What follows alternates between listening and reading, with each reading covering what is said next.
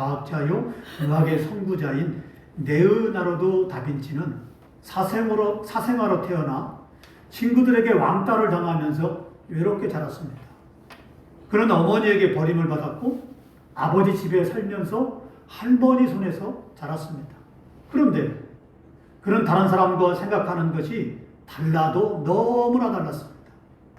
모든 것을 기록하는 습관을 가져서 그가 평생 메모한 노트는 11만 페이지나 되었습니다. 그중 일부는 영국 원저성에 보관되어 있는데 그 가치는 수조 원에 달한다고 합니다. 그의 미술작품 중 모나리자와 최후의 만찬은 세계미술사의 걸작으로 손꼽힙니다.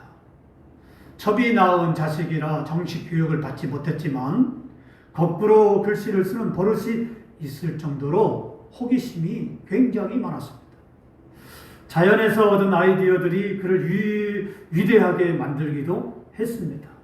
하지만 가장 중요한 것은 할머니가 그에게 속삭여준 말이었습니다. 넌 무슨 일이든 해낼 수 있어. 할머니는 너를 믿는다. 단 한 사람의 인정이 그의 인생을 위대하게 만들었습니다. 본문은 바울의 안부와 고난과 당부라는 제목의 말씀이에요. 앞서 바울은 자신을 감동시킨 사람에 관해서 말씀을 주었습니다. 이번에는 자신을 인정한 사람들에 대해서 문안을 하고 당부의 말씀을 주고 있습니다. 바울은 우리에게 매우 중요한 인물을 소개하고 있습니다. 본문 13절 말씀을 보십시다. 주 안에서 택하심을 입은 루포와 그의 어머니에게 문안하라. 그의 어머니는 곧 내 어머니이라. 본문을 자세히 보면 바울은 루프의 이름만 거론할 뿐 루프의 어머니의 이름을 거론하지 않았습니다. 그러나 바울은 루프의 어머니에 대해서 어떻게 기록했습니까? 그의 어머니는 내 어머니다 라고 기록할 정도로 사랑과 친근감이 글에 진하게 묻어나고 있습니다.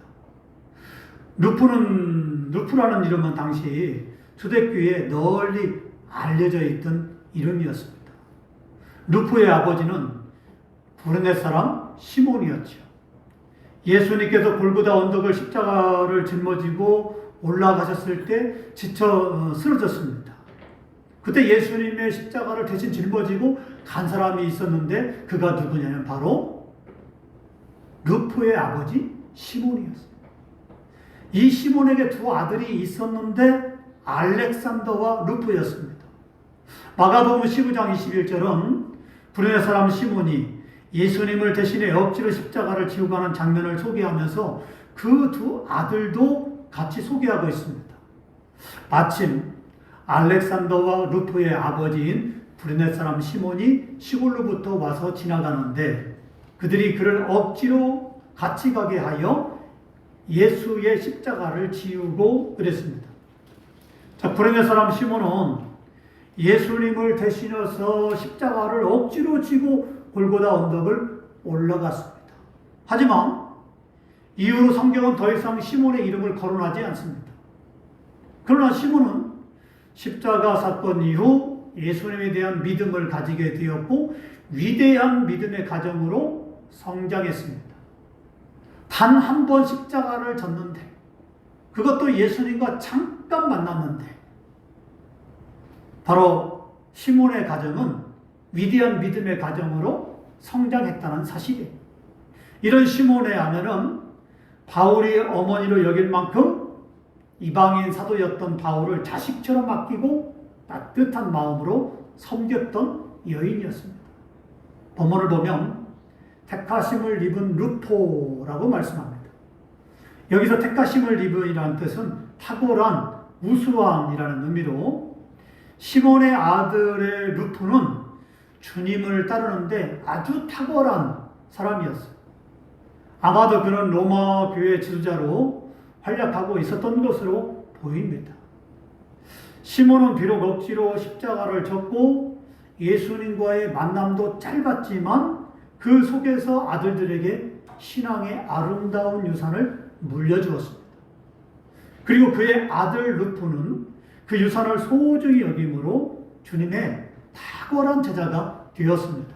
그러므로 구레네 사람 시몬의 가정은 복 중에서 가장 큰 복을 받은 가정이 된 것입니다. 할렐루야. 어떤 장애인 목사님이 그렇게 말씀했어요. 제가 기도 중에도 그랬는데요. 제 장애인 목사님이 여러분이 지금 예배 드리는 이 자리가 가장 복된 자리입니다. 그리고 여러분이 이 예배를 드리는 이 시간이 어떤 시간보다도 가장 복된 시간입니다. 이 두 가지를 말씀했어요.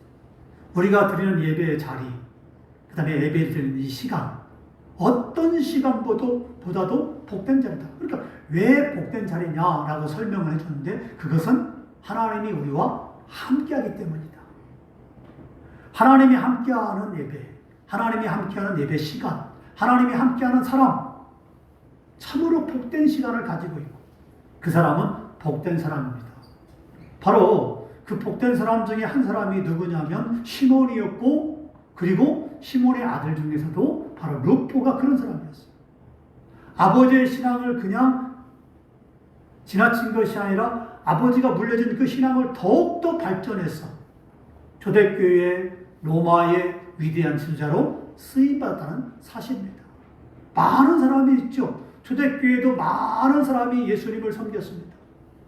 하지만 그 사람들이 다 위대한 주의 일꾼이 된 것이 아니에요. 그럼 어떤 사람이 주의 위대한 일꾼이 되었을까요? 아버지의 신앙도 물려받았지만 그러나 자신의 신앙을 더욱더 발전시켜서 하나님의 일에 귀하게 쓰임받은 사람이에요. 중요한 것은 내가 하나님의 일에 귀하게 쓰임받고 있느냐가 참 중요한 것이에요. 우리가 그냥 살아갈 수도 있습니다. 그냥 인생이 흘러갈 수도 있어요. 인생이 얼마나 짧습니까? 바로 벌써 우리가 한 해를 시작한 지 엊그제 같은데 벌써 오늘이 2월 10일이에요. 2달이 다 가고 있습니다. 자, 인생은 이렇게 빠르게 가고 있죠. 하지만 그 가운데 내 신앙을 발전시키고 주의 일에 더욱더 충성하면서 하나님의 일에 쓰임받는다면 그건 위대한 신앙을 가진 사람이에요. 언젠가는 하나님은 그 사람을 위대한 일꾼으로 들었을 것입니다. 누구처럼? 루포처럼. 바로 여러분들이 그렇게 쓰임받기를 주의 이름으로 축원합니다. 아버지는 신앙을 유산으로 남겼고 그의 아들들은 그 신앙을 더욱 성장시켰습니다. 그러니까 참으로 아름다운 가정이죠. 이 아름다운 가정의 신앙의 출발은 아버지였지만 그 끝맺음은 어머니였다는 사실이에요. 루포의 어머니는 아들들만 위대한 신앙인으로 길러낸 것이 아니라 바울도 위대한 사도로 만들어낸 것입니다. 할렐루야. 아들들만 위대한 신앙인으로 길러낸 게 아니에요. 그 어머니는 참으로 위대합니다. 그러니까 여러분에게 말씀드린 것처럼 신앙의 출발은 아버지였습니다. 하지만 끝맺음은 어머니였어요. 그래서 이런 말 있잖아요. 어머니가 기도하는 한 자식은 망하지 않는다. 왜 아버지를 거론하지 않았을까? 늘 어떤 것에는 어머니를 말하고 있습니다. 그렇기 때문에 바로 신앙의 그런 아들들, 신앙의 자녀들을 길러지는 건 어머니 품 안에서 길러지는 것 같아요. 물론 아버지도 이돼야죠. 하지만 어머니의 눈물의 기도, 어머니의 보살핌, 어머니의 신앙의 교육 굉장히 중요합니다. 그래서 자녀는 어머니의 신앙을 높이를 뛰어넘지 못합니다.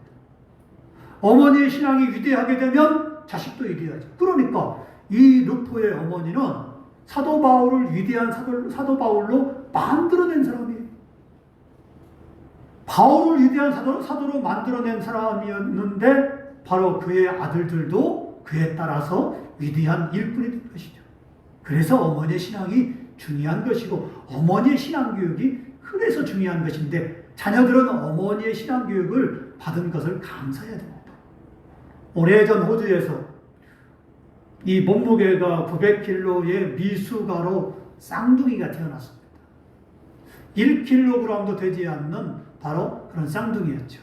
의사는 이제 첫 번째 아이가 죽어갑니다. 심장이 뛰지 않아요. 그러니까 심장 마사지를 하고 수생술을 했지만은 첫째 아이를 살리지 못했어요. 그만 둘 중에 하나가 죽고 말았습니다. 엄마 품에 이제는 안겨서 엄마 품에 죽은 아이를 살리지 못했다며 안겨주었습니다. 그런데 잠시 후에 기적이 일어났습니다. 엄마 품에 안긴 아이가 갑자기 심장이 뛰기 시작합니다. 그리고 그 아이가 살아나게 되었고 또 그 아이가 꼼지락꼼지락 손발을 움직이기 시작했습니다. 그리고 그 이후 아이는 고르게 숨을 쉬었습니다. 바로 이것이 엄마 품의 기적, 캥거루 케어라는 그런 말입니다. 이렇듯 엄마 품은 사랑과 회복의 자리입니다. 바울의 루프의 어머니를 내 어머니라고 했는데 바울은 언제 어디서 어떻게 신세를 졌는지 알 길이 없어요. 뿐만 아니라 어떤 관계에서 어머니라고 불렀는지도 나오지 않고 있습니다. 그러나 분명한 한 가지 사실은 루프의 어머니의 따뜻한 캥거루 케어와 같은 도움이 있었기 때문에 바울은 선교 사역을 무사히 마칠 수 있었다는 것이에요.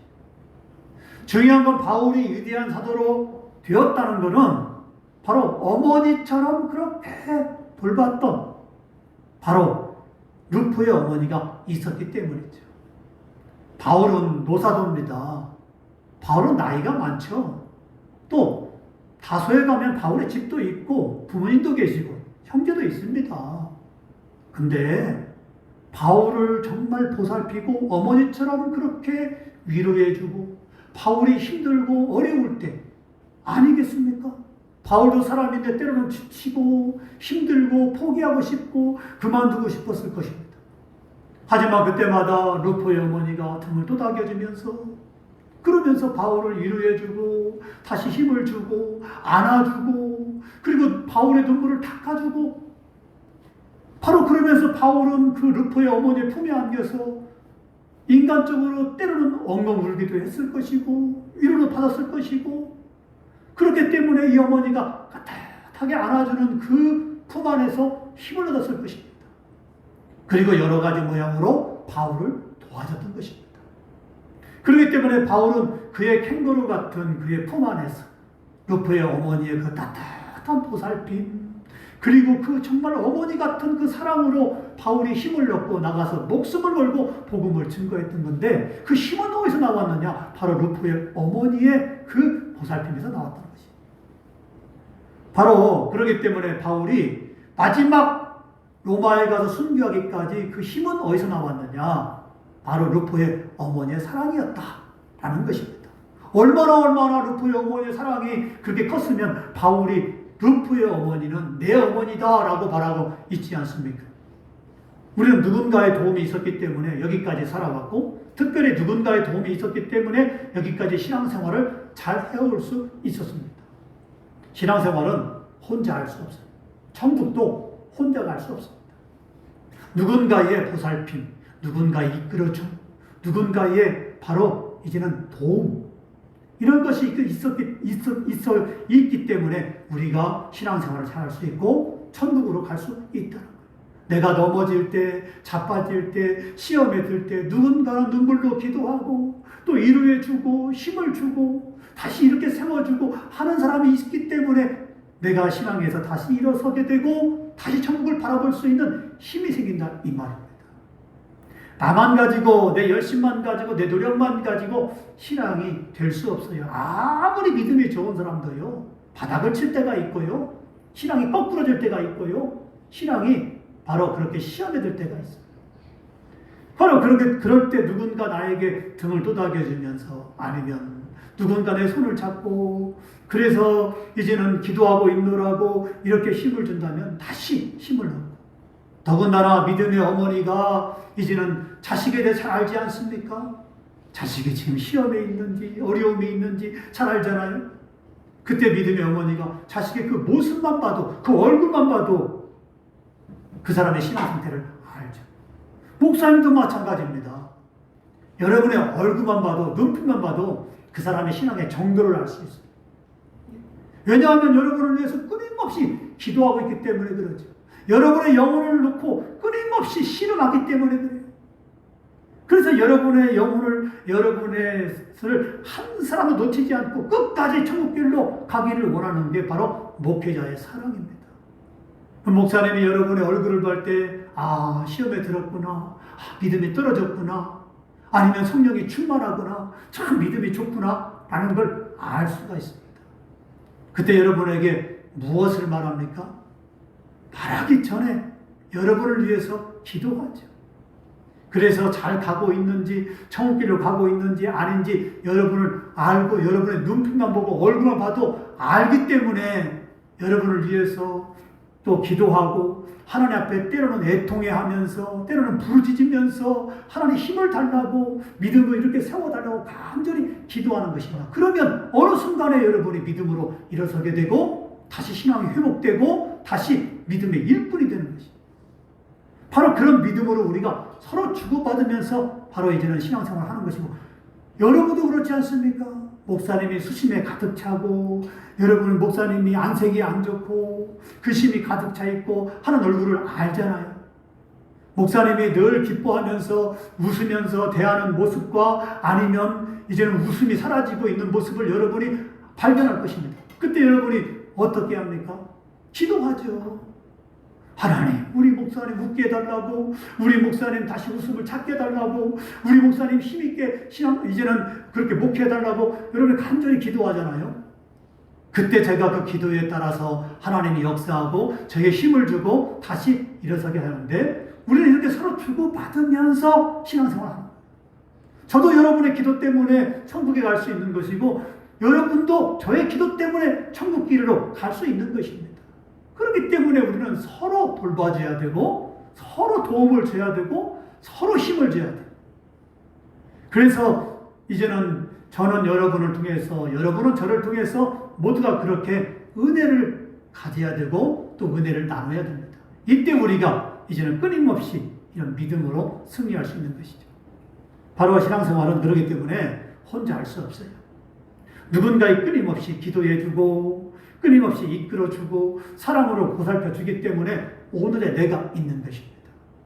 위대한 사도 바울도 루포의 어머니의 따뜻한 위로, 사랑이 있었기 때문에 사역을 무사히 잘 마칠 수 있었던 것입니다. 할렐루야.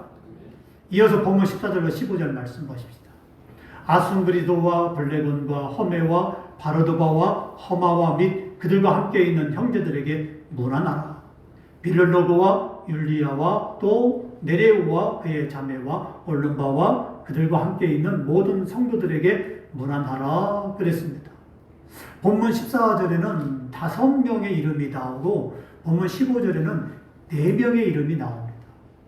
이들은 모두 바울은 이들 모두에게 로마 교회로 하여금 문안할 것을 당부하고 있습니다.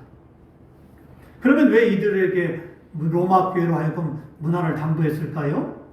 바로 바울에게 간접적으로 직접적으로 선교에 도움을 주었고 바울을 돌봐줬던 사람들이에요. 그렇기 때문에 로마 교회로 하여금 이들에게 문안하라고 말했는데, 본문 14절에 보면 바르로바와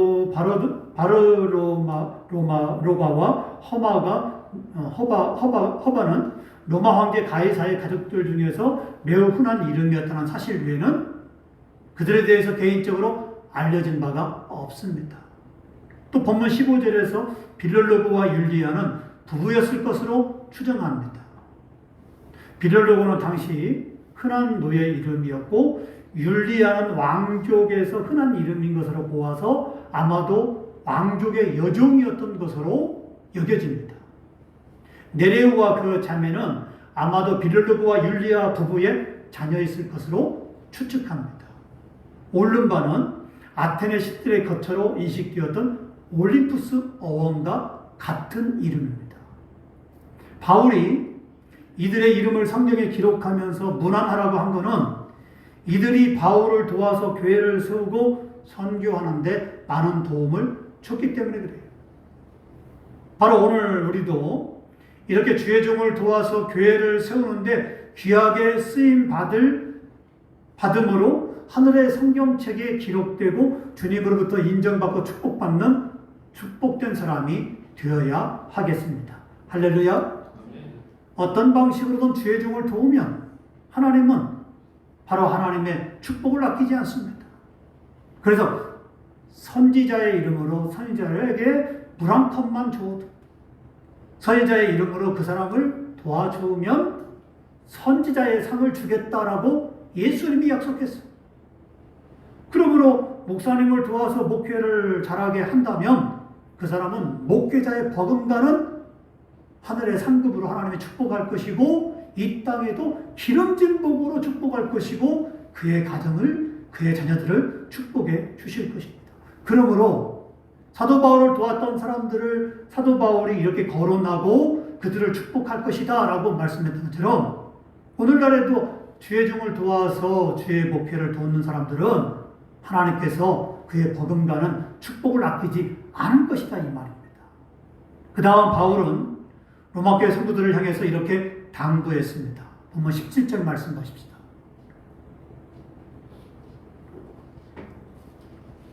형제들아 내가 너희를 권하노니 너희가 배운 교훈을 거슬러 분쟁을 일으키거나 거치게 하는 자들을 살피고 그들에게서 떠나라.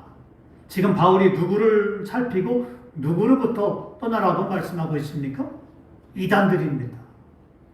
로마 교회 가운데 또 교인들 가운데는 어딘가 모르게 근본적으로 뿌리가 다르고 동기가 다르고 목적이 다른 이질적인 사람들이 있었습니다. 이들이 교회에 들어와서 무엇을 한다는 것입니까? 분쟁을 일으킨다는 것입니다.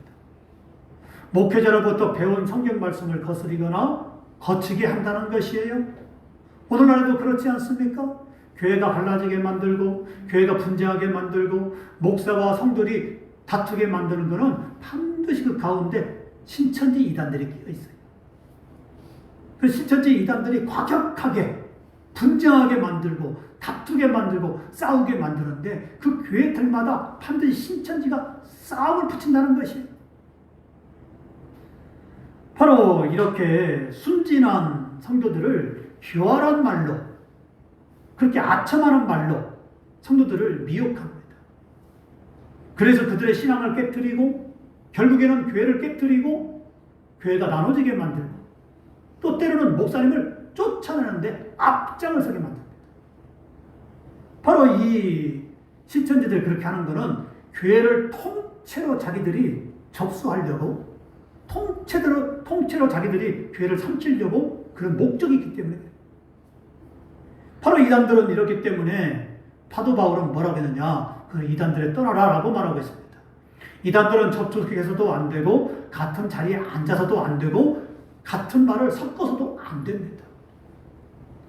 왜냐하면 이단들은 우리 그리스도인들을 미혹하고 유혹해서 멸망길로 끌고 가기 때문에 그렇습니다. 본문 18절 말씀 보십시다.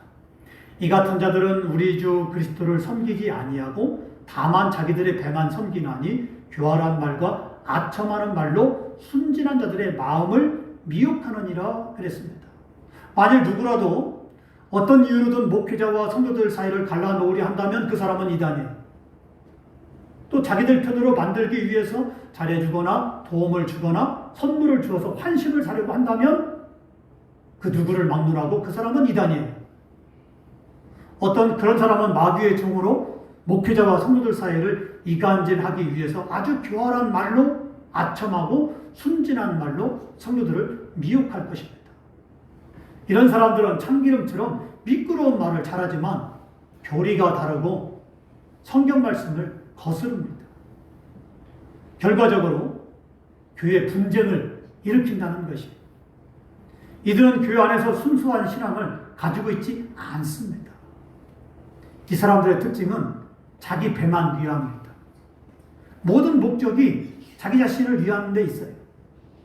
이들은 자기 명예, 자기 이익, 자기 사업 이것만 생각합니다.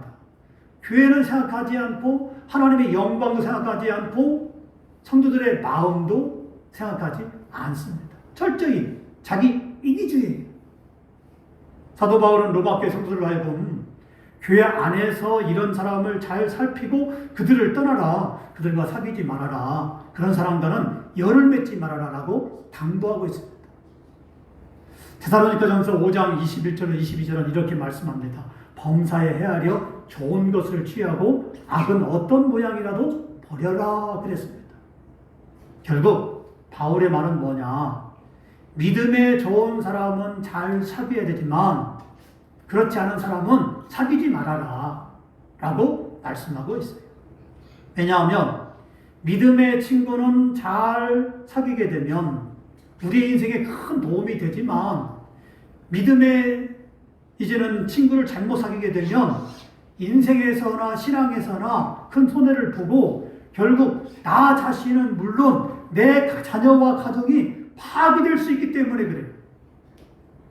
그렇기 때문에 믿음의 친구를 잘 사귀라 이 말입니다. 우리는 교회에서 목사님과 성도들의 단점과 흉보기를 좋아하는 그런 사람과 사귀지 말고 조용히 기도하고 전도하고 말없이 섬기는 사람, 그런 진실된 사람을 우리는 사귀어야 되고 그런 사람들을 가까이 해야 됩니다. 사랑하는 성도 여러분, 우리는 바울의 문안과 당부를 보면서 어떻게 신앙생활을 해야 되는지를 깨달아 보았습니다. 범사에 하나님의 뜻을 이루는데 머리를 쓰고 시간을 쓰고 마음을 쓰고 물질을 쓰시기 바랍니다. 그러므로 시작도 아름답고 끝도 아름다운 저와 여러분 되기를 주의 이름으로 축원합니다. 기도하겠습니다. 하나님, 오늘